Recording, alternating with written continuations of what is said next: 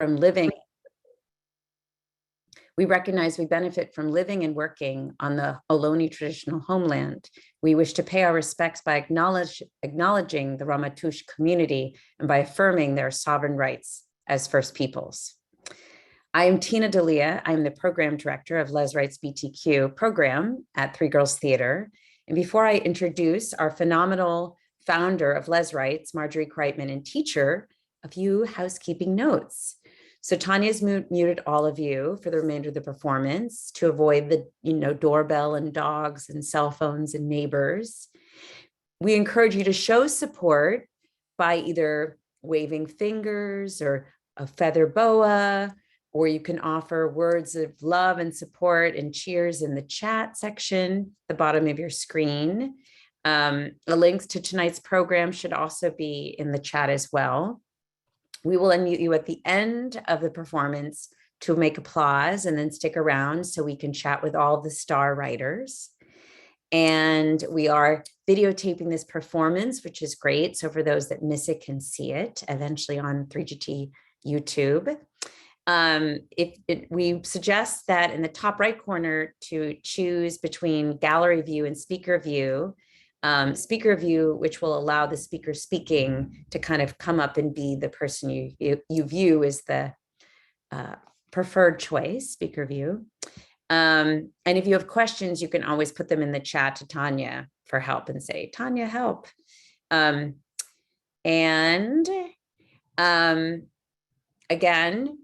if you are wanting to see the program, it should be in our chat, the link. Okay, so without further ado, I'm going to introduce our fearless lesbian leader and writing teacher, Margery Kreitman. Take it away, Margery.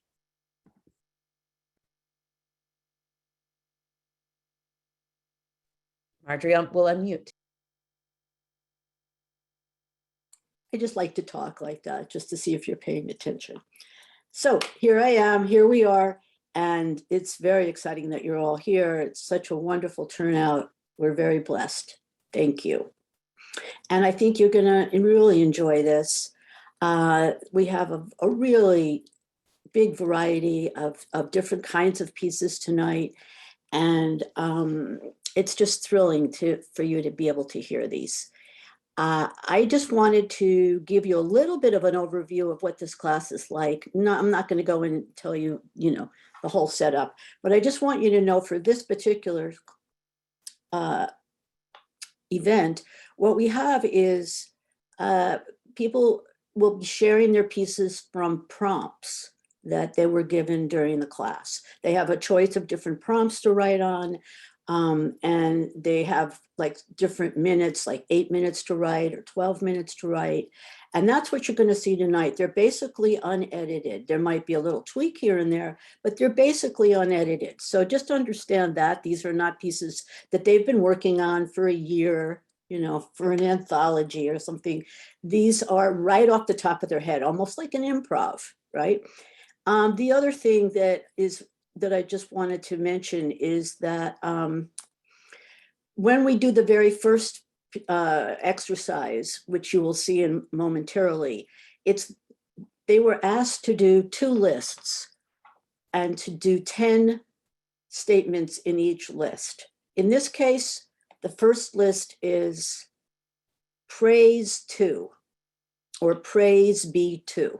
And then they do 10 off the top of their heads, 10 items. The next list is fuck gratitude, let me complain.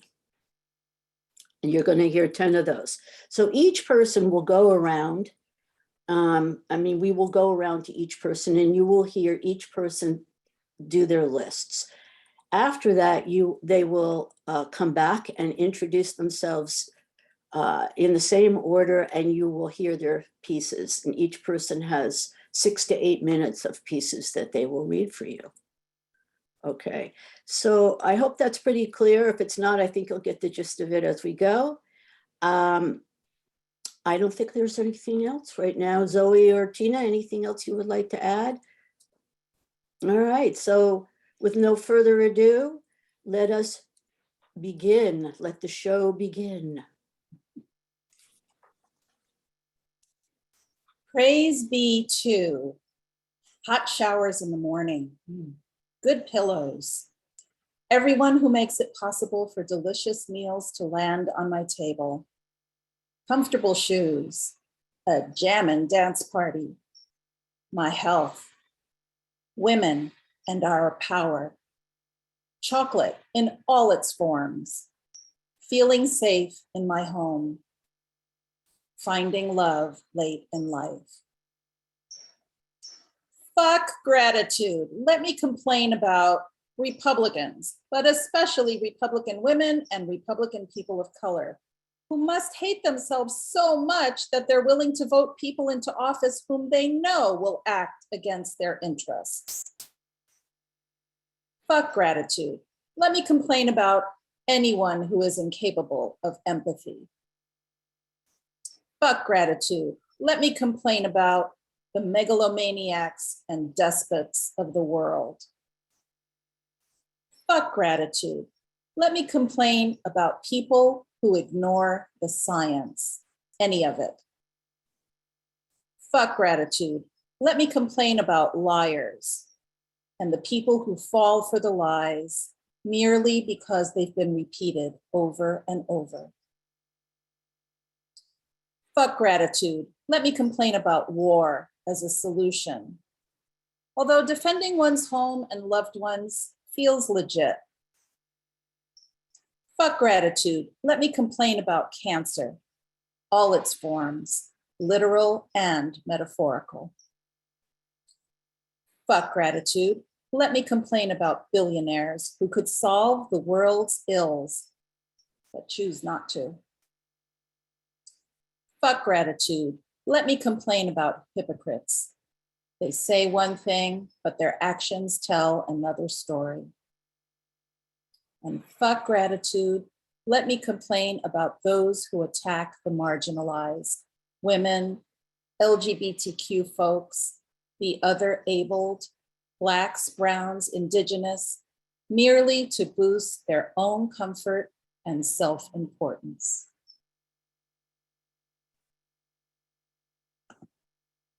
Praise be to those that heal others. Praise be to those who process and provide our food. Praise be to nurses and medical staff working during the pandemic. Praise be to those who selflessly care for other humans, animals, and plants. Praise be to clean, fresh air and water. Praise be to rain and all its benefits. Praise be to those who stand their ground in truth. Praise be to the inventors of useful devices to improve life's quality. Praise be to the artists, writers, and performers. Praise be to those survivors who help others. Fuck gratitude, let me complain. Let me complain about my usually nice neighbor who is hormonal with a shitty attitude as a straight white male with massive man boobs. Let me complain about self-service, egotistical a-holes who feel entitled to disregard the rights of others. Let me complain about doctors who are lazy and incompetent, uncaring and fearful while using their power over vulnerable and sick folks in their care. Let me complain about Mother's Day assumptions that all moms deserve sainthood and praise. Some are cruel and abusive. Let me complain about the censorship of highly educated, highly experienced doctors and scientists committed to ethical science and research. Let me complain about the rich white men in suits who obliterate the rights of women and people of color. Let me complain about sadistic, hateful, racist cops who take the law into their own warped minds with no recourse or remorse. Let me complain about essential workers being treated as essential slaves and servants to those who have alternative ways of making a living. Let me complain about women's rights being taken away by self-righteous, religious hypocrites and condescending men. Let me complain about banning proven, healthy, alternative ways of healing in favor of toxic chemicals that benefit only those who manufacture them. Praise be. Praise be that I'm in little pain today. Praise be that toxic people have been removed from my life. Praise be that the toddler isn't running on my ceiling anymore. Praise be the sun is out today. Praise be the trees are starting to bloom. Praise be that my mom is happy in her new apartment. Praise be that I'm happy today. Praise be that I'm provided for. Praise be that I still have all my senses. Praise be that I'm still alive. Fuck people who hurt one another. Fuck war. Fuck lying politicians. Fuck violence. Fuck discrimination. Fuck those who try to stop people from succeeding. Fuck, I have to do laundry again. The fuck is for dinner? Fuck, I'm always broke. My list of 10 things to praise. Praise be to Jesus. Wait, is that what I really think, or is that my childhood indoctrination? Nope, Jesus is good. Praise be to Somi ice cream. Did I just go from Jesus to ice cream? Yep, that's how my mind thinks. Praise be to seeing the ocean, smelling the ocean, tasting it. Praise be to eating tacos, both kinds. I am a lesbian. Praise be to my girlfriend. She's the best and loves me through and through. Praise be to my house turning into a home. Praise be to the remodel guys being almost done, or so I thought when I wrote this. Praise be to hot tubs and the semi-comatose state I find myself in after each visit. Praise be to drinking wine. Praise be to a writing community supporting my artistic expression. And number 11, praise be to my wonderful kitties. I know it's 11, try to tell them that. Fuck gratitude, let me complain. My girlfriend's dad is icky. Let me complain, my bathroom remodel is taking way too long. Let me complain, it's cold at night, it's hot at night, it's something at night. Let me complain, my neighbor sings karaoke till midnight, poorly. Let me complain, my neighbor is stingy about sharing limes from her very, very fruitful tree. Let me complain, I need new windshield wiper blades, but they're 2 different sizes. Let me complain, my girlfriend's mom, although is sweet, is losing her battle with dementia. Let me complain, the park owner is so cheap he won't fix anything, if ever.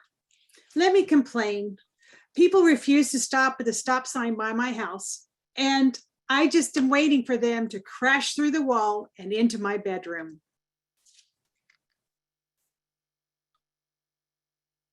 Praise be. She left me in a storm, losing my mother on Mother's Day. I watched her slip away in a hospice. When her soul left the body, my whole body collapsed. All praises due to the linoleum which caught me. All praises due to the earth which I pushed on to get back up. All praises due to the old marine, a pool designed for a family. All praises due to that dirty water which my grief and chaos poured into. Walls, angles, assembled, reassembled, shoddy work only meant to appear sturdy. All praises due to the curtains in that empty childhood living room, eyes darting through. All praises due to the dark nights in the parking lots of motels.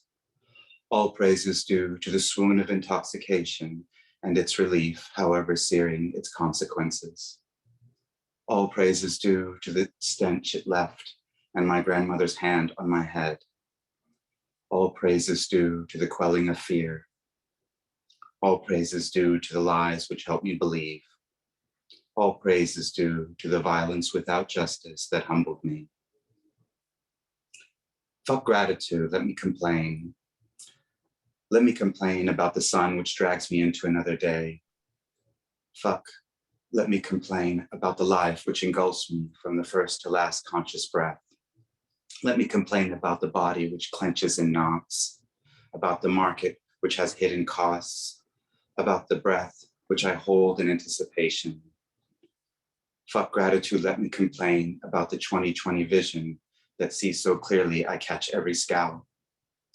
Fuck gratitude, let me complain about not having enough clothes, makeup, or shoes, about having enough to eat, but not enough for pleasure.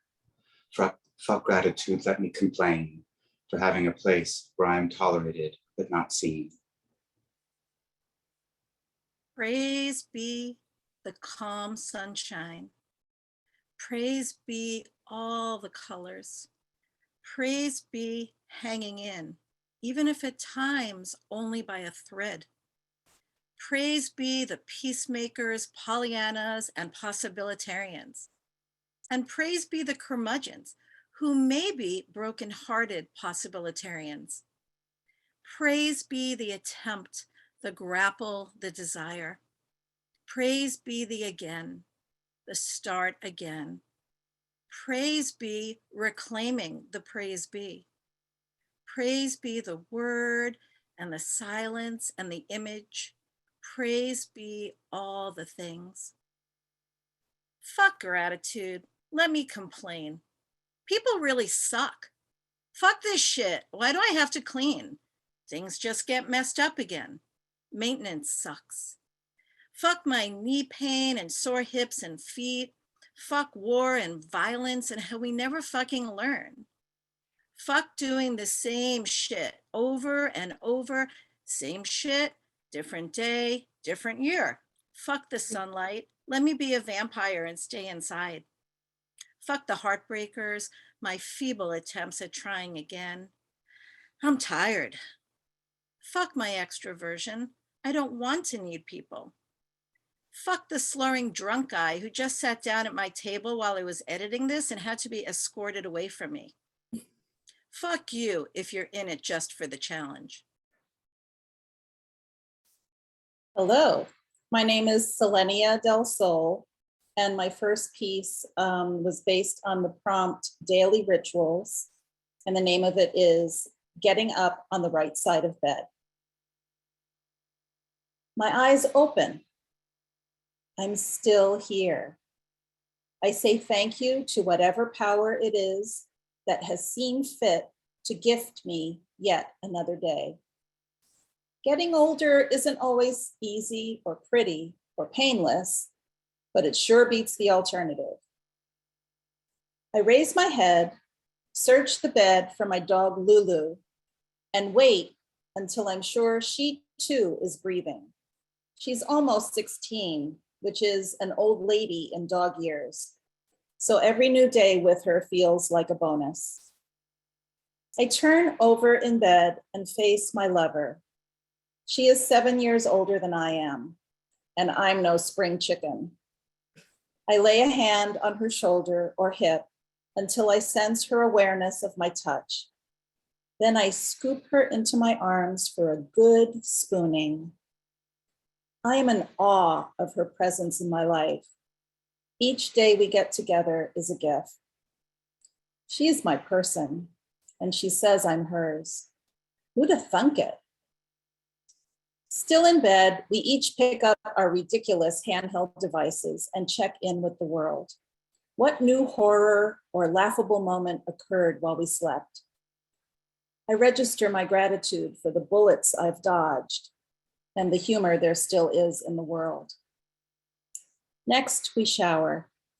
Hot, running water with the mere turn of a handle. A miracle that is so easy to take for granted. It's the part of my morning that wakes me up. I was born under the sign of Pisces, so I need to immerse my body in water every day before I feel alive. I emerge alert and ready to confront the day. Breakfast at home, or maybe out. We have an abundance of choices, what to eat, where to eat. Food is always accessible. I think of those who have grown, harvested, transported, prepared, and served it so that I might have sustenance. I'm thankful beyond measure, and my day has barely begun. Essentially, gratitude is how I begin my day. Every day, it helps set a positive tone. My second piece is based on the prompt, How to Calm Down. And the title of this one is How to Calm Myself Down. I love the meme that goes something like this. No one in all of history of calming down has been calmed down by being told to calm down. There's truth in this, which is, I suppose, why these memes go viral. However, when I find myself in a worry spiral, telling myself to calm down actually works. Breathe, I tell myself, breathe again. I notice the in of it. I notice the out of it. I notice how the pace of my breath is already slowing down, how my heart rate is calming, and how I am calming. The real trick to calming myself is to get out of my head and into my body. I do this exercise, which, although mental, gives me a full body sensory experience. It's called 5, 4, 3, 2, 1. I look around me and identify 5 things I can see.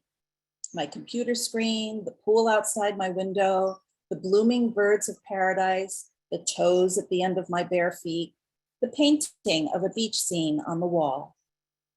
4 things I can touch: my hand over my heart, the seat making contact with my butt, my feet planted on the carpet, my lips pressing together in a smile. 3 things I can hear: a motorcycle driving by my house, a plane flying overhead, a dog barking in the next yard. 2 things I can smell: coffee, the hazelnut coffee creamer, and 1 thing I can taste: a sip of that coffee. By now, I'm no longer thinking about whatever it was that caused me to lose my calm. I've had an entire series of thoughts that have put me and my body and my mind into the here and now. It's a little trick I play on myself, and it works every time. Hi, I'm Alma De Leon, and my prompt is called Vanishing into Thin Air. My first time in Kona, Hawaii, a most gorgeous coastline of amazing beaches and palm trees. I wanted to go swimming, and we passed the most beautiful cove with waves and rocks and not even very crowded. But the guide map called it a popular swimming beach with rough waves at times. Well, they weren't kidding. It was rough entry with lots of rocks and boulders lining the entry and tide coming in strong and harsh. Definitely unsafe. I felt disappointed. I really wanted to swim. As I turned around to leave, there was an old, thin white woman in a bikini. By the wrinkles on her skin, I would guess she was in her late 80s.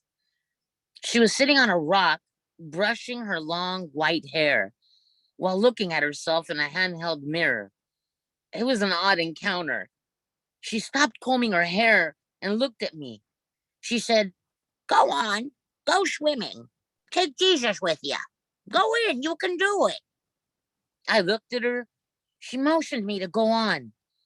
I looked at the rough sea, and I decided to go see if there was a path or an easier entry. As I reached the water's edge, the sea began to calm down. The tide rose over the rocks, and I was able to just easily float in above the rocks and out a ways to enjoy the refreshing water in the afternoon sun. After a few minutes of a delicious swim in the ocean, I decided to get out. And again, the tide seemingly shifted and gently flowed for me to flow back and to shore safely. I walked over to the spot where I saw the woman, and she had vanished into thin air. My second piece is gifts come to you daily. Gratitude is an attitude that is always in season. To be happy and grateful, there's always a reason. So much to want and to have. Ask for more than you need. It's not being greedy. Asking for abundance so you can share with the needy. Just look around you, your health and your home. Look out at the folks in your life so you don't feel alone.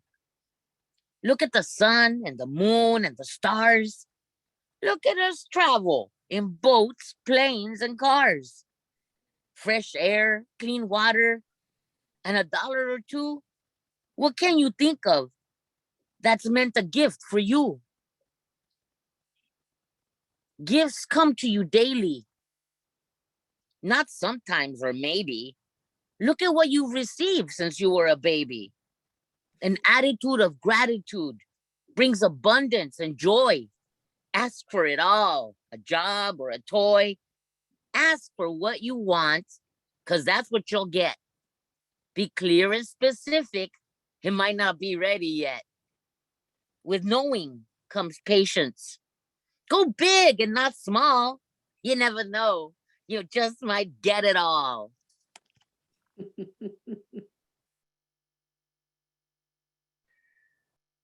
Hi, my name is Sue Oscar.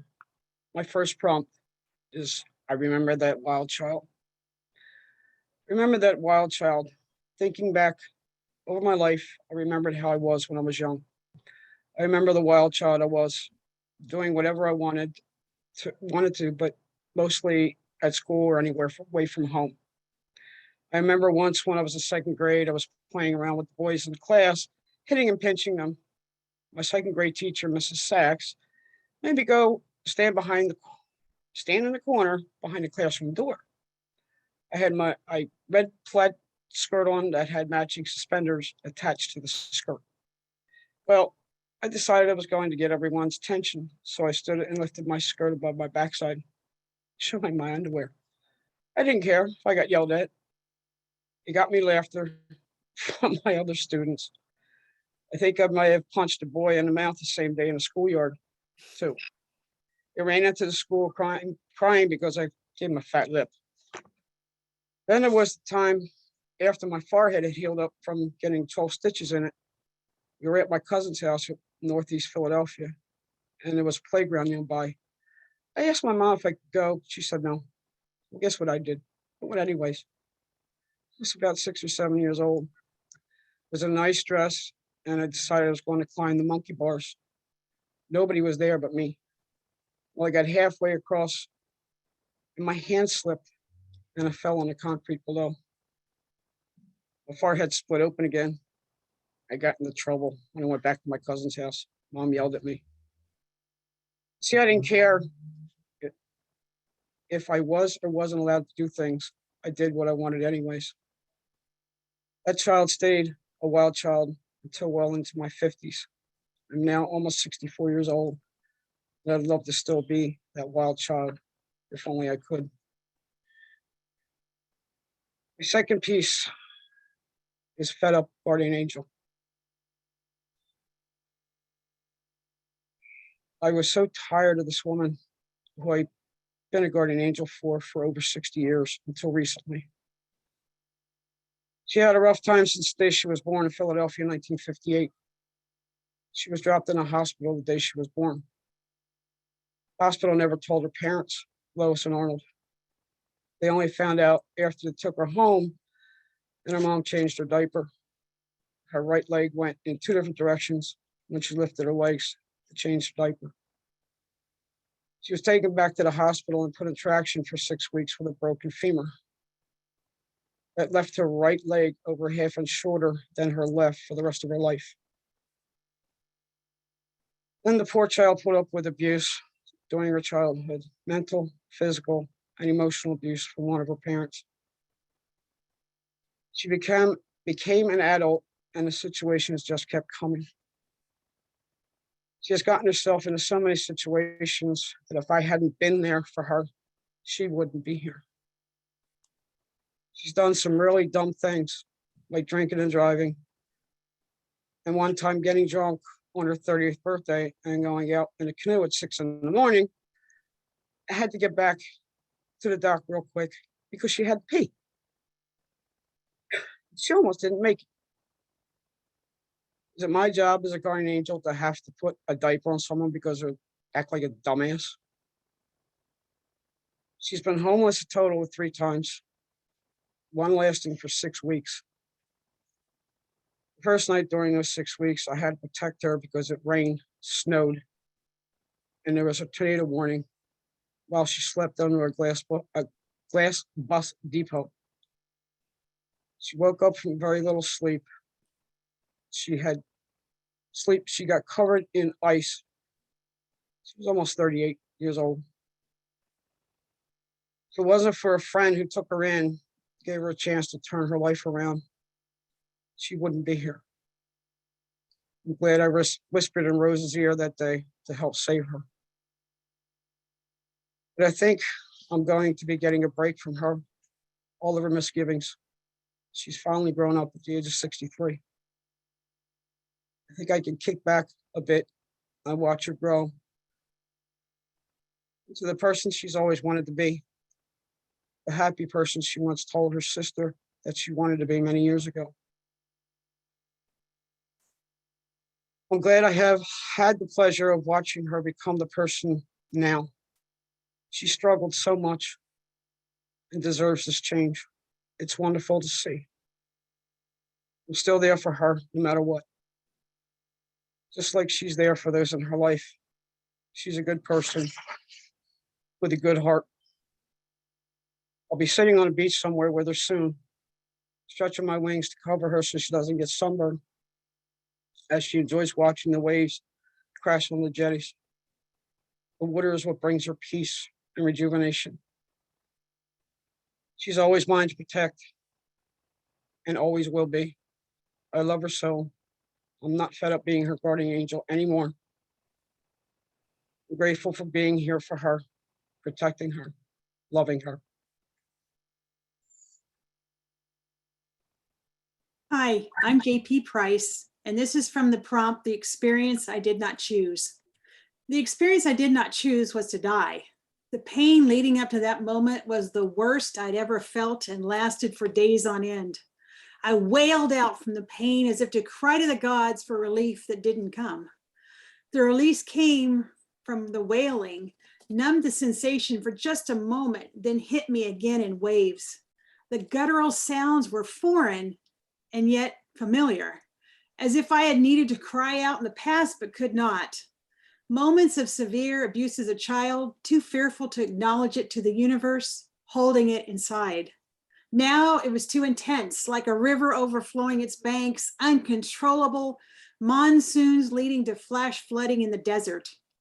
I did not choose to die, but in dying came immense freedom. Duct tape ripped from my mouth, able to scream at last, able to finally breathe. From the prompt, How I Covered Up a Crime. It's not easy to cover up a crime when you were raised in the Midwest in an evangelical Christian church. For we were taught that all that's required to go straight to hell were mere thoughts. This particular crime for sure would get us busted, for it was not a little white lie, but it was rather a crime against nature. There I was, sitting next to Stephanie in church, trembling finger reaching out for her hand, a spark of connection, just a heartbeat away. Suddenly, her touch. A warm feeling filled my body, my breath stuck in time. But there we were, singing All That Thrills My Soul Is Jesus. Our crime against nature was covered by nothing but a sweater. The next is from the prompt, When I Stay Still. When I stay still, the world is supposed to be quiet too, and to be in the background. But what's happening around me must become what's happening inside of me. But it's not always easy to block out the warm sunshine on my cheeks or silence the sounds of the waves crashing into Sunset Beach, or the seagulls barking orders at their friends, or the aroma that the afternoon breeze lofts over the shore from far off lands, sand being filtered through my fingers and toes. I guess being still is not to hear myself, but rather to stop hearing myself long enough to listen to what the world has to say. From the prompt, celebrating me. Celebrating the person I am now could never happen without first celebrating the things that have come into my life, which has shaped who I am. There were so many maybe events that came along the way. Maybe this is a good thing that looks bad at the time, or maybe it's a bad thing that's turning out for the best. So many times I didn't get my way or get what I wanted or have the friendships I so desired. But hindsight has shown me over and over, thank God, I didn't get those things because they would have been a slippery slope to disaster. Then there are the things that did happen and the people I did meet that were so painful at the time, I questioned whether I could survive them. Those were the moments that changed my life for good and for the better. So when you look at me today, you see the smiles of a woman who's walked through, or even at times crawled through, enough fires to know that she's not only fireproof, but she has had her heart transformed to pure gold. Today, I celebrate me.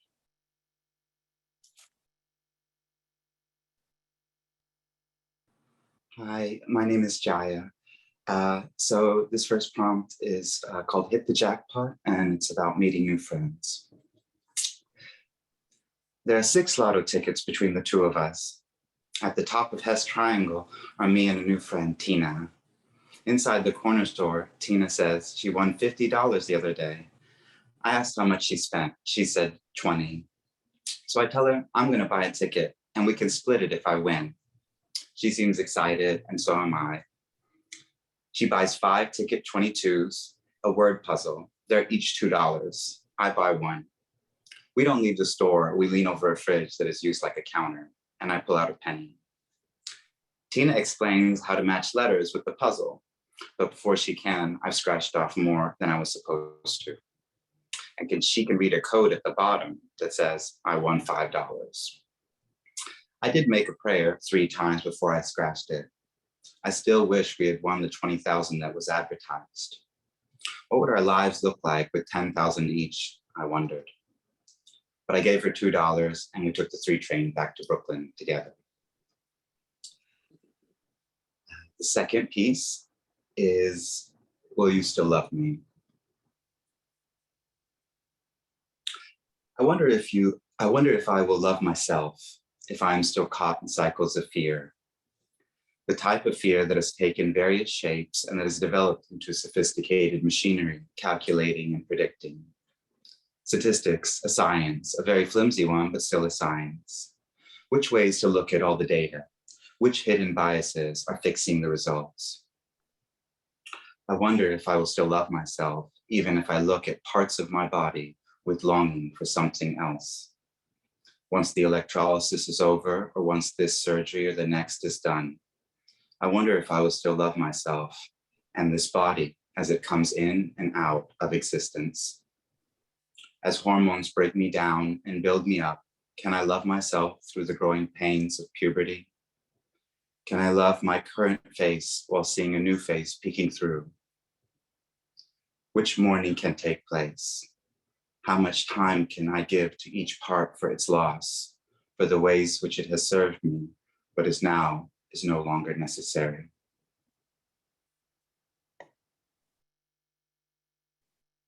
Hello, I am Denise Hoffner, and this first piece I'm going to read is from the prompt when I was part of history, and I call it Failure to Quit. In 1987, I decided to participate in the mass civil disobedience at the United States Supreme Court as part of the Gay and Lesbian March on Washington. It feels strange to not include trans and bi and queer folks in that sentence. Just having lesbian in the title was something of a victory back then. It was a different time. The court had recently upheld a horrible decision out of Georgia, validating the state's sodomy law. The court found it just perfectly fine for a police officer to walk in unannounced to the private home of a gay man with outstanding warrants, find him having sex in his own bedroom with another man, and arrest him. I couldn't think of a better reason to get arrested. Get the fuck out of our bedrooms. It was a Monday morning, and about 700 of us showed up to sit on the steps of the court. We'd already formed affinity groups, smaller groups within the whole to get arrested with, to look after each other. It was so empowering to not give a shit. Throw me in jail, go ahead. I was shackled to the ankles with Lori Sprecher, a writer from Maryland, who I developed a very fast crush on. Maybe it was on account of our proximity. Many of us decided to give pseudonyms. I was Connie Lingus. In fact, I still have the charge sheet to prove it. I had actually chickened out with the pseudonym, giving my real name after a lawyer had come to our cell to talk to us before the arraignment. The judge is not going to like this fake name stuff, she said. You should give your real name. I was scared, so I capitulated. But with so many of us, the change back to my real name never made it back into the courtroom. When the unsuspecting bailiff read out in a booming voice, "The US government versus Lingus, Connie," the courtroom packed with observers and the press erupted in laughter. The charge? Failure to quit. The bang of the gavel quieted down the room, but what a moment that was. I still, to this day, meet people who are there and say, "You were Connie?" And my second piece is from a prompt called Rolling the Dice, and that is also the name of my piece. Oh, and by the way, I'm wearing my Betty and Veronica Summer of Fun shirt, if you could see it. That's kind of a callback to the previous reading, so thought I'd better point that out. Anyway, rolling the dice. I grew up in a gambling family. My parents' favorite pastime was shooting dice, craps. I can't remember how old I was when I learned this. Maybe it was when we went to Puerto Rico on vacation. We only took trips to places with casinos. My father usually had a book on gambling systems out on the dining room table. I loved when he would take the time to explain his current system to me. "George, what are you teaching her?" my mother would ask. Beady, it's math, it's all right." I don't know if my mother hated that more, or when me and Pop would pretend we were picking our noses, turn sideways, and play a pretend game of booger catch, with my father dramatically winding up before throwing. It was his idea, not mine. I relished the times my father would teach me things, even when I didn't completely understand, like when he spent hours explaining genetics and how things were inherited. It was like being immersed in a foreign language and feeling like I was gaining some fluency. He was equal parts brilliant and base. People who knew my father would say, "Your father was a little tchotchkala," a character, but he was brilliant. Anyone who met him knew that. He was, however, a very frustrated man. Going to the casino was my parents' favorite escape. When they got older and gambling was legalized in Atlantic City, they would take the bus there for the day with the other Altacacas. My father called it a nursing home on wheels. My mother, though, took her dice playing very seriously. "You know, Denise, it's hard work. You have to stand all day and concentrate, keep track of your money." To her, it was a job.